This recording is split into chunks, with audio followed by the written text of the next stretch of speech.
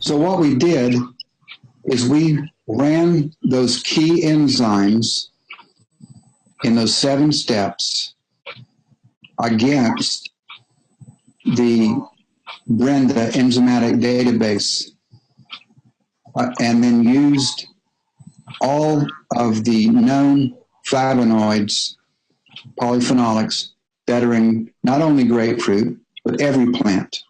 We abandoned grapefruit, as you remember, because it was too bitter. We said, well, what if compounds like this are available in other plants? And sure enough, there were. So we went from, we did this stuff at UCLA and also on a computer in Switzerland. We ran these it took us years. And we finally got down to 10,000 compounds. And then eventually we got down to a family of 10 that were the most effective at regulating the 7 steps. And then we did some animal studies on rats, and we came to a group of 3. That's myricetin, chlorogenic acid, and quercetin. Those 3 together control the 7 steps in carbohydrate metabolism. We then asked ourselves, well, why is this true? I mean, what's the issue here? Why are there flavonoids in plants that are regulating carbohydrate metabolism in mammals? So a little bit more background research, and we came to a hypothesis, and that is plants with glucose in them, plants with a high carbohydrate load, they want you to spread their seeds. They want you to eat them. An apple wants to be eaten, so the seeds will be spread. The same thing with a citrus. So we have an issue here of coevolution, where the plants are trying to get their seeds dispersed, and they're using mammals to do it. Also in nature, sugar is a poison, like a glucoside, like Roundup. It's a poison. Some plants have a different strategy. They want you to leave them alone, and they're going to kill you. So a plant either is providing energy or it is a poison. Let me say that again, because this is really critical. Sugar is either a food source or it's a poison. So how does the body distinguish sugar on its own, glucose or fructose? How does the body know whether it's a poison or it's good for a food source? This is where the flavonoids enter into the picture. The flavonoids are a cofactor. They are a chaperone. They are a sugar. We surmised that the body had to have some way to distinguish between sugar as a poison and sugar as a food.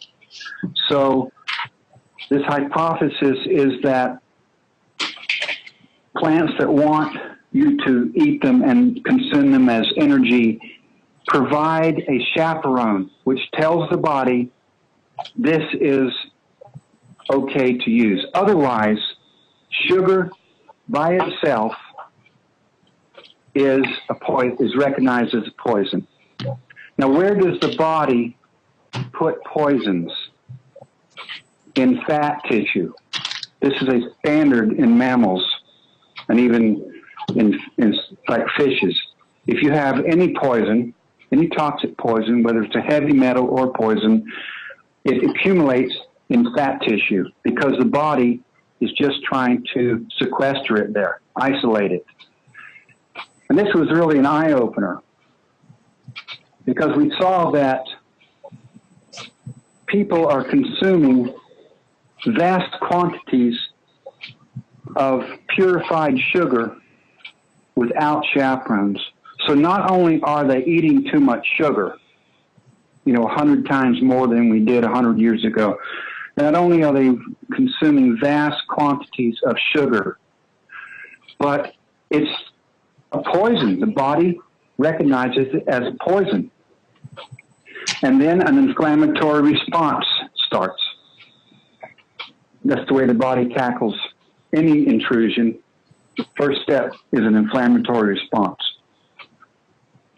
So we did some further research. As I said, we refined these flavonoids down to ones that would regulate carbohydrate metabolism, tell the body that this sugar is okay, and direct the sugar to where it should be. That is in muscle and brain tissue rather than just going into fat tissue. So this is in 2007, and certainly by now our hypothesis has kind of moved into a theory as we've done some further research. And now we are convinced that mammals are supposed to consume sugar along with these chaperones. It's just like discovering a new vitamin. These flavonoids are essential for normal, regular carbohydrate metabolism. And those persons that do not have enough of these flavonoids in their diet, if they're not supplemented, they are under a constant low-grade inflammation. And one of these ingredients in this formula is a superior anti-inflammatory. It reduces inflammation dramatically. It's better than any drug on the market. It's myricetin.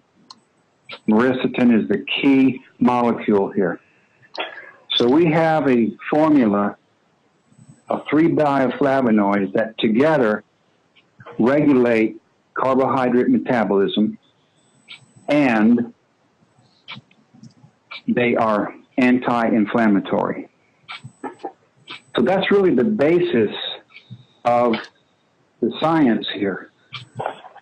We feel we have discovered a vitamin, a family of vitamins, just like the B vitamins. They are a family of vitamins.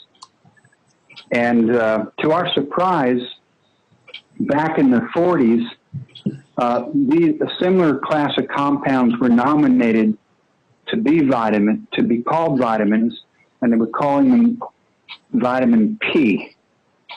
And because of no one followed up on it, it did not become established as a vitamin. Now, you might be familiar with the United States and Canada regulations that do not allow us to discover any new vitamins. That's the law now.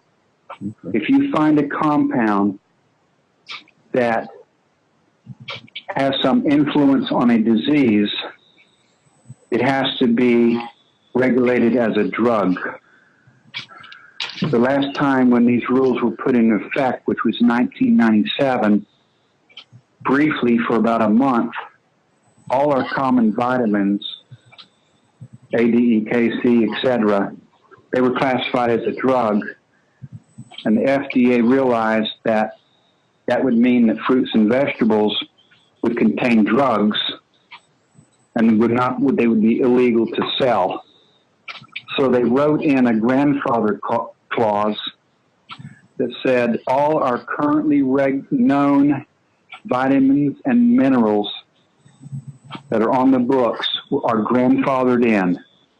But any new molecules that are discovered that impact disease will have to be called a drug. So we're not calling this a vitamin. We're not calling it a drug. We're just telling you that the human body, the mammals, require a certain amount of these flavonoids, of these specific flavonoids, in your daily diet in order to have a normal, correct carbohydrate metabolism. Unfortunately, you cannot get enough in a healthy diet because the fruits and vegetables that we have today have very little of these compounds in them because of breeding. If you were to go back 10,000 years and look at a blueberry, a dark berry, it had a load of these flavonoids in them. Today, very little of these flavonoids and lots of sugar, just like grapes. Grapes have become like candy. They're just water sacks of sugar with a few vitamins and just a few flavonoids. The same thing for everything. Name it. Bananas, tomatoes, pineapples, all of these things that are good for you.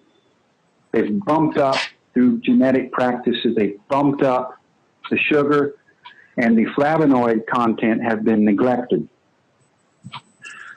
So this is the underlying concept of how this works, why it's so successful, and the underlying scientific explanation. Of course, it's still just a theory that we're working on, but once we have given this to people, we find that people that have no health issues, that they think they are normal, they're in good health. Once they take these flavonoids, they've told us they feel like they've come awake because they have been under low-grade inflammation for their whole lives. From their conception up until the present day, they have been in a low-grade chronic inflammation. And they start taking this product and they feel energized. They sleep better. All those things, I think on this call are mostly doctors. You can understand that if you're on a low-grade inflammation. Of course you don't sleep good. Of course your bowel movements are not perfect. And anything you can talk about, the exchange of oxygen and carbon dioxide, of course those are all disrupted because your body is under a constant attack. It thinks it is by a poison, which it is, and there's an inflammatory response, and your whole body is being degraded. So normal people that take this, normally healthy, they actually feel like they've woken up. They can think better, clarity of thought, better digestion, breathing is easier, sleeping is easier, you name it. If you have diabetes or prediabetes or metabolic syndrome, which, by the way, that was the first that scientific paper I mentioned was on patients with metabolic syndrome. And those persons got out of having metabolic syndrome. They were pre-diabetic.